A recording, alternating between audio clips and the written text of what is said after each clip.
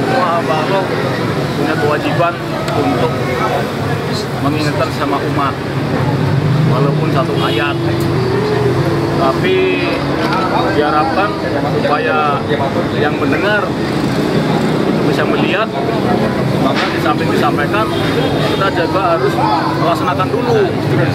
Jadi keteladanan dulu baru ngomong. Jangan banyak ngomong ceramah-ceramah tapi contohnya nggak ada. Kita udah ceramah, kita harus besuk kalau ada yang sakit, tapi tetangganya sendiri sakit nggak dibesuk karena merasa ustadz, merasa jenderal. Nanti kalau saya yang besuk, nanti wibawa saya turun. Nah, berarti kan nggak nyambung itu disampaikan. Kan ada pesannya, wahai orang-orang yang beriman, mengapa kamu menyampaikan yang tidak kamu kerjakan? Di sisi Allah, Allah sangat membencinya. Barang siapa yang menyampaikan tidak mengerjakan, itu udah dilarang sama Allah, tapi itu disembunyikan, diumpetin, karena itu berat memang. Ya, memang berat, makanya lebih baik kita laksanakan dulu, kita sampaikan kepada yang lain. Jihad dulu untuk berbuat sebagaimana yang Rasulullah perintahkan. Rasulullah kan dakwahnya begitu, beliau keteladanan, sedikit bicara beliau, tapi keteladanannya luar biasa. Kan ada istilah di kita, satu keteladanan lebih bermakna daripada sejuta kata, kan gitu.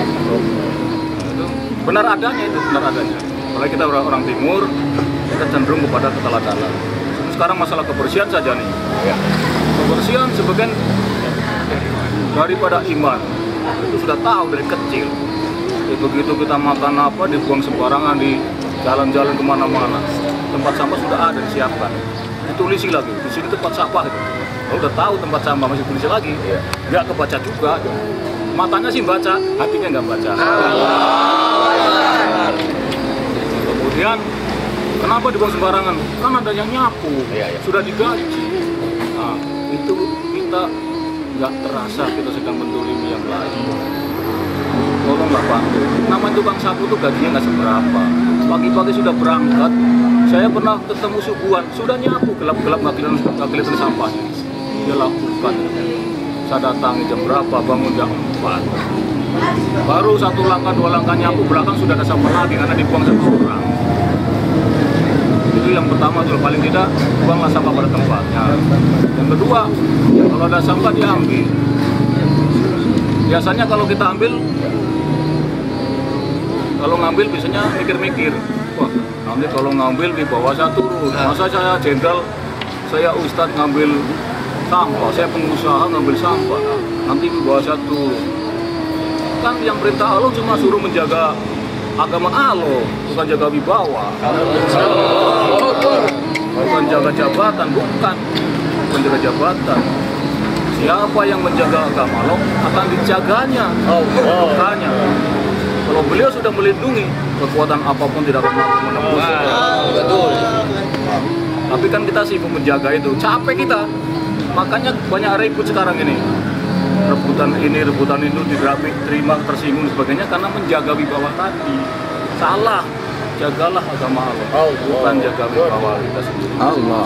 Nanti Allah yang menjaganya. Enggak, tapi kan nggak yakin kan? Nah itu masalahnya nggak yakinin yang repot. Kita harus aku yakin. Kalau Allah menyampaikan, ikuti saja. Kemudian silaturahim. Banyak permusuhan, selisihan. Lihat itu di media sosial sekarang, saling menjelekan, saling menjatuhkan. Padahal perintahnya sibuk-sibuklah kita menghargai, memuji-muji orang lain. Perintahnya begitu. Tapi ini enggak kan sibuk mencari kesalahan orang lain. Kesalahan kita tidak pernah dilihat. Selalu benar sebagainya. Artinya ya musuh-musuhan. Silaturahim nggak terbangun. Bisa. Kita konsep silaturahim adalah rendah hati, menghargai, menghormati. Tapi ini enggak, mintanya dihormati aja tuh, dihargai aja. Ya nggak ketemu happiness-nya. Makanya kalau sudah sholatnya bagus, konsepnya adalah ibadahnya pasti, amalannya pasti bagus. Kenapa kok nggak nyambung? Karena hawa nafsu dikedepankan. Dunia, pangkat jabatan, harta benda, itu sebagainya ada di hati. Dicintai melampaui cinta kepada Allah. Makanya pasti tidak akan terjadi perubahan yang signifikan. Masjid dibangun di mana-mana, pesantren di mana-mana, ustadznya sampai Kairo dan sebagainya, sekolahnya bagus-bagus dan sebagainya, ibadahnya. Tapi kalau tataran masih dunia di hati, maka tidak akan terwujud perubahan-perubahan itu. Karena masih sibuk menjaga wibawanya. Semua menjaga wibawa, nggak mau turun ke bawah. Padahal sejatinya, siapa yang derajatnya paling tinggi di hadapan Allah? Itulah orang-orang yang lemah itu. Sebagaimana perintah Rasulullah, pelihara sholat dan pelihara yang lemah. Nah, itu pesannya. Makanya siapa yang mendekati yang lemah itu dengan mengharap doa Allah dengan rendah hati, maka Allah akan mengangkat derajat tinggi-tinggi. Dia akan ditinggikan sama Allah, tinggi-tingginya nggak jelas. Allah itu maha segalanya. Dalam waktu singkat, wah, itu terbalik nasib kita. Itulah. Mari kita sama-sama membenahi diri masing-masing. Saya juga lagi membenahi diri masing-masing. Saya lagi mawas diri, banyak memperbaiki diri. Karena saya Umar, hamba Allah yang banyak dosa, ibadahnya belum baik, lagi berupaya mengejar untuk kebaikan dengan sisa hidup. Nggak tahu kapan saya diambilnya, maka siap-siap harus diambil setiap saat. Insya Allah. Berbuat baiklah kepada siapapun, walaupun hanya tersenyum. Banyaklah mencari kesalahan sendiri daripada mencari kesalahan Allah.